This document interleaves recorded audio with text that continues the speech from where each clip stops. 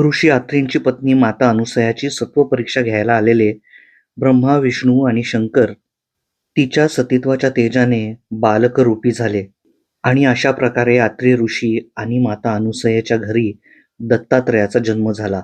दत्त जन्माची ही कथा तर सर्वश्रुत आहेच. पण मग पुढे या त्रिकुटाचे काय झाले? ब्रह्मा, विष्णू आणि महेश्वराचं एकत्र स्वरूप म्हणजे दत्तात्रय असं आपण मानतो.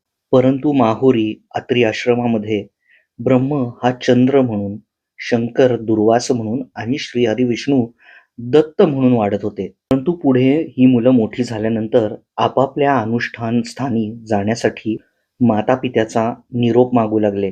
तेव्हा महादेवाचाच अवतार असलेला दुर्वास तपतीर्थे आचरण्यासाठी निघाला आणि पुढे ऋषी दुर्वास म्हणून प्रसिद्ध झाला.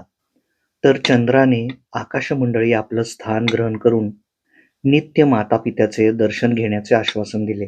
तिसरा दत्त म्हणजे श्रीहरी विष्णू, ज्याने मग एकत्र तिन्ही देवांचे स्वरूप दत्तात्रय होऊन मातापित्यांसोबत आणखी काळ व्यतीत केला.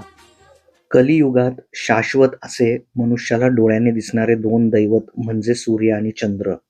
तेव्हा मार्गशीर्ष पौर्णिमेला म्हणजेच दत्त जयंतीला जेव्हा त्रिगुणात्मक त्रयमूर्तीचे दर्शन कराल, तेव्हा संध्याकाळी आकाशामध्ये विरींची स्वरूप चंद्राचे दर्शन करायला विसरू नका.